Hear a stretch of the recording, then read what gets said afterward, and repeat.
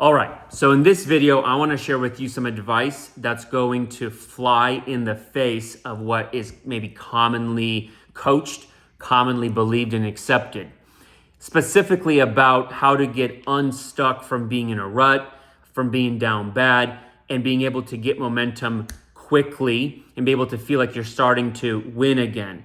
As it's been said many times before, winning is everything. And what I mean by winning is feeling like you're actually making progress, getting traction, and not just spinning your wheels, right? So you don't feel hopeless, fall into some depressed state, and so forth.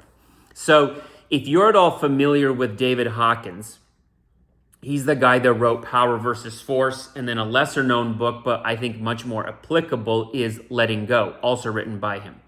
But in his Power versus Force book, he has this famous emotional calibration chart that ranks really common feelings that people vibrate at and live in, emotional states that people live in, starting with apathy and depression at the very bottom, which I believe registers at a frequency of 20 is the number he gives it. And then we have things like fear or guilt, fear, grief, desire, anger, pride.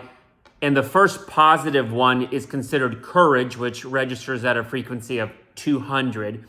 And then above that, if you go higher than that, there's neutrality, willingness, reason, love, enlightenment. I know I'm missing a few, but the idea is it goes up to 1,000, okay?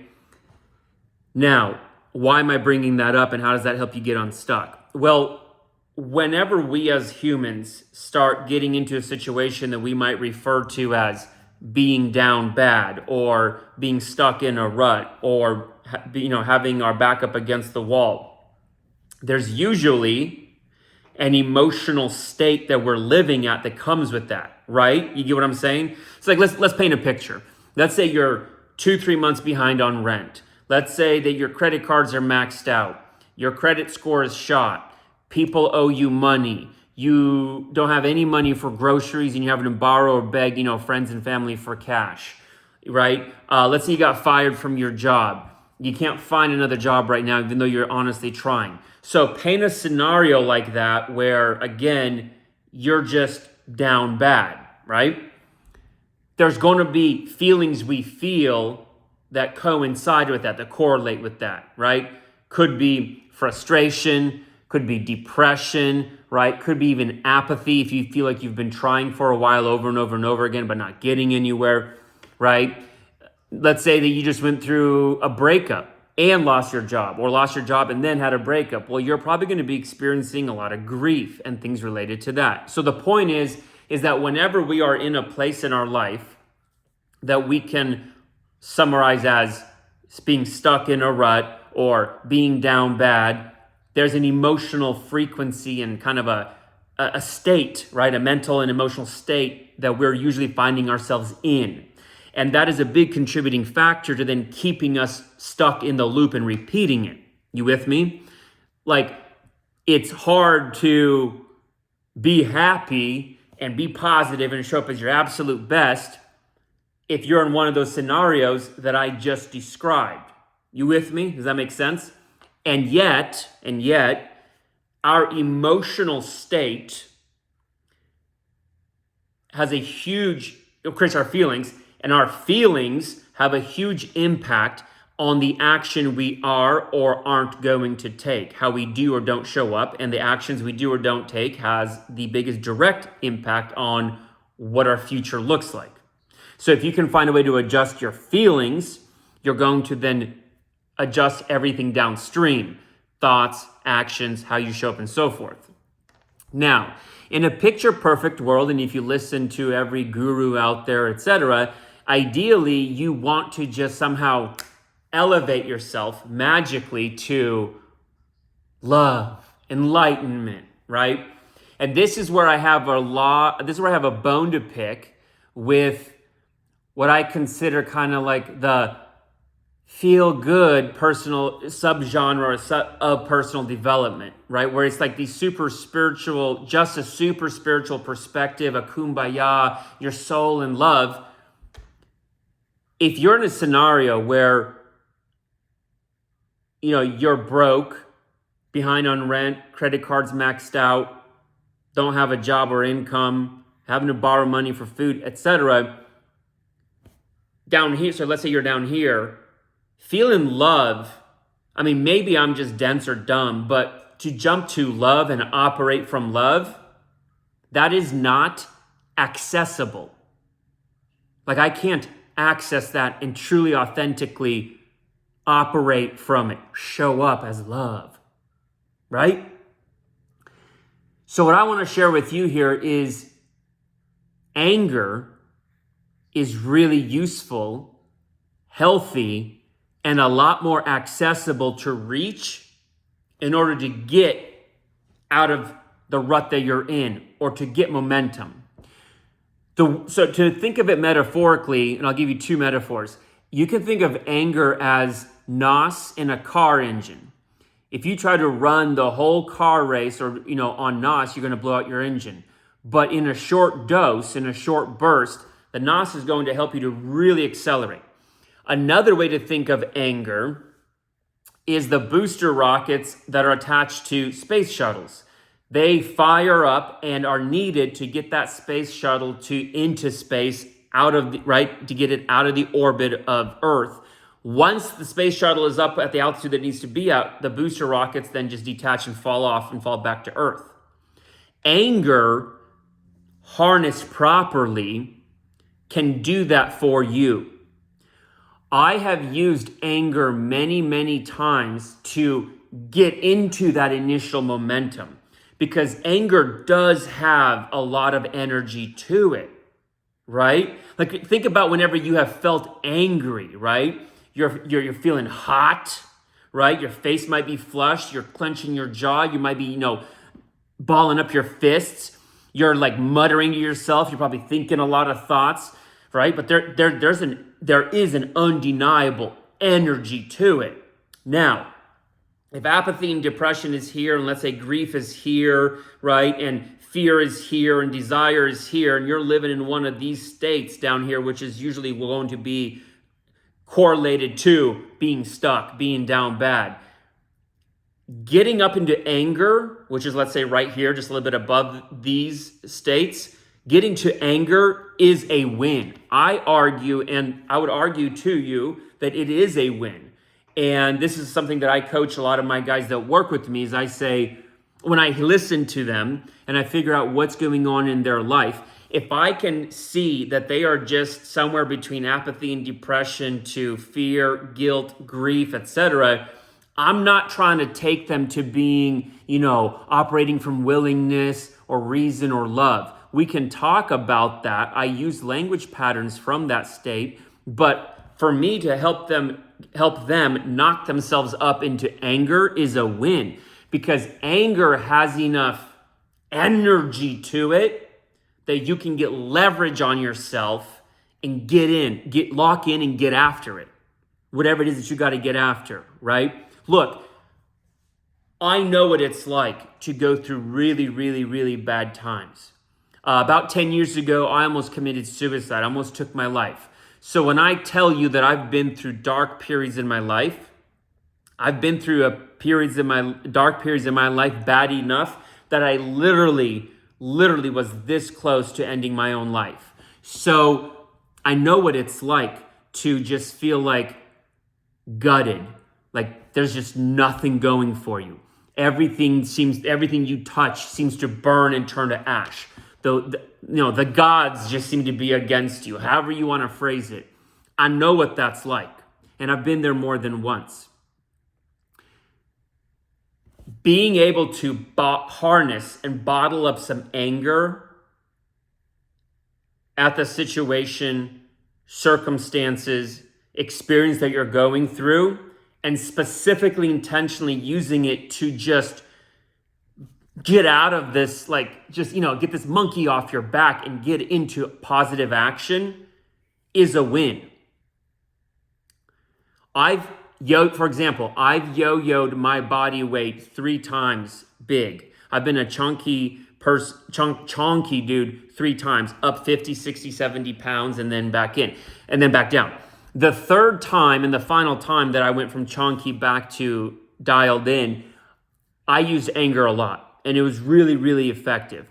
One of the things, for example, that I kept replaying for myself whenever I needed it was replaying this experience I had where a girl that I was interested in laughed at me in my body, right? Which I don't blame her, whatever. But the things that she said and the way and the manner, the behavior that she expressed, at that time I laughed it off, but it really burned. And I was immediately able to take that feeling, that circumstance, that event, and harness it, not be angry at her, but harness it that this was the truth and the reality of my situation and where I'd allowed my health and my body to get. And so what happened for me, how I used it, for a couple examples of how I used it is, I've had a unhealthy relationship with food for many years in my life, big binge eater. And I'm one of those guys that, I could really be dialed in the morning, in the afternoon, but then I would just go off the rails in the evening at night. So I was one of those nighttime binge eaters, right? What I started doing is anytime I started getting a craving for food, and that's usually something that always happens in the evenings for me, I would immediately replay that experience I had with her and tap into that anger and use it to overcome the desire that I had for the food. And then, and maybe the apathy or the grief or the frustration that I was trying to emotionally eat to get myself out of. So I don't, because a lot of times we emotionally eat, right? And if you're emotionally eating, what you're trying to do is get a dopamine fix from the food so you don't feel this bad feeling, this bad energetic state. Perversely and ironically, then it continues a loop of more bad emotional states and energy because you're not at your best and you're getting chunky, et cetera, et cetera. So that's just a really simple tactical example of how I used anger repeatedly over and over and over again, initially like NOS in a car engine, like a bottle, like rockets on a space shuttle, to get into alignment with the habits and the structure that I needed to be following to get the physique and the health and the vitality and the fitness that I wanted, right? I was also able to actually use that exact same event and experience for when I was going for my lifts, my reps, my sets, getting anger, and it gave me fuel. Once my body started to transform again and dial in, that anger fell off. I didn't need it anymore because what happens is that, like getting a space shuttle up into space, once you get to a place where you actually have momentum, where you actually see progress, and you're starting to create little wins regularly, and you're starting to feel like you're getting into a flow, you can start seeing progress. You're not stuck as bad anymore. Things are starting to come together for you. The future is looking brighter. When that starts happening, the positive reinforcement loop of the progress takes over and then takes you even higher, carries you even farther. And that's where you go from anger to pride to courage, willingness, and so on and so forth. If we go back to the chart from David Hawkins in Power versus Force. But initially, again, these higher level feel-good vibes and feelings and positive mental states, super positive mental states, they are, at least in my experience, they are not readily and easily accessible. Anger is. And anger, if you focus it, is very effective as a fuel source. You dig? You get what I'm saying? Now, what you have to be careful about is not using anger to be angry at people, to blame others, to be a victim, to play victim, to even blame yourself. You have to consciously pick 1, 2, 3, 4 things, experiences, events, or circumstances that when you think about them and you really think about them deeply, instead of trying to mask them and suppress them, they will trigger anger in you. And then you use that anger to get leverage on yourself to take the right action in the moment, because right now in that moment, everything is screaming at you to stay apathetic, to stay on the couch, to not take the action, to be shrinking in life instead of expanding and elevating. You with me? Anger is useful. Channeled, harnessed, intentional anger is useful. And that's why I always tell my guys, if you're in a place where you're down bad, getting angry is a win. If you're getting angry as a tool and as a weapon to move forward, to overcome your current inertia, to overcome your current resistance. Because what you really have to do to get momentum is you got to get leverage on yourself so that you start making more right decisions and taking more action. Like think about playing a physical contact sport like fighting in MMA or football. You need energy to be on offense, to attack, to take the hits, to hit the other player's back, to push. You with me? So while it's all good and great to be thinking about ideal, super elevated states, and we ultimately do want to get there and live from there and operate from there, because it becomes easier and easier to win the longer we can stay in elevated states. Initially, to get off the starting blocks, to get out of the rut, anger is more accessible. It really is. And so, like I shared with you in my examples, you can pick 2, 3, 4 events, experiences, things that are happening or going on or have happened, and have them as like a quick play button, TikTok reel or an Instagram reel that you just play for yourself in your mind, that's going to trigger that anger in you for fuel. To say, no, I'm not touching that food again because my eating plan is X, Y, and Z, and I'm sticking to X, Y, and Z, and I'm sick and tired of being sick and tired of having this other experience and having these circumstances, and I'm better than this. I'm done with this, and I'm elevating. I'm getting out of here. This is not where I'm going to live for the rest of my life. Right? Or you're sick of being broke, so you think about circumstances and events related to being broke and the effects that's having in your life, and you can harness that anger in the moment to take action on making sales calls, going out and looking for a job and just giving it maximum effort, taking action in spite of fear, in spite of fear of rejection, fear of failure, whatever the fears and limiting beliefs are and the self-sabotaging loops that you might be in. Anger as a fuel source can be and is very effective for getting leverage on yourself to kickstart yourself, to jumpstart yourself into aligned and congruent habits, behaviors, decisions, and actions, right? That will get you winning, to get you momentum. So that's it for this video, all right?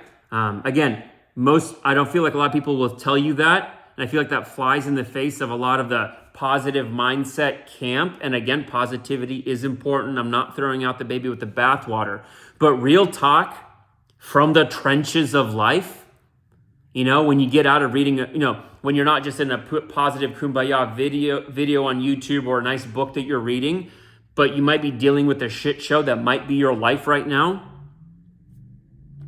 Anger is a powerful source of fuel. As long as you harness it and channel it, intentionally focus on a target of exactly what you want. You dig? So get clear on exactly what your next 2-3 milestone wins might be to get out of the situation that you're in. Find 1, 2, 3 different little, internal reels, TikTok reels, Instagram reels that you can hit play on to get that anger, that dose of anger as fuel, NOS, so that you can take the aligned action and be congruent with getting to those 2-3 next milestone wins. Once you're at cruising altitude, once you have momentum, then you can just let go of the anger and let the positive reinforcement loop take you the rest of the way. All right? So if you've been stuck for a while and none of the feel good, do good, be good type of advice is working for you right now, then real talk, get angry, get locked in, and get after it.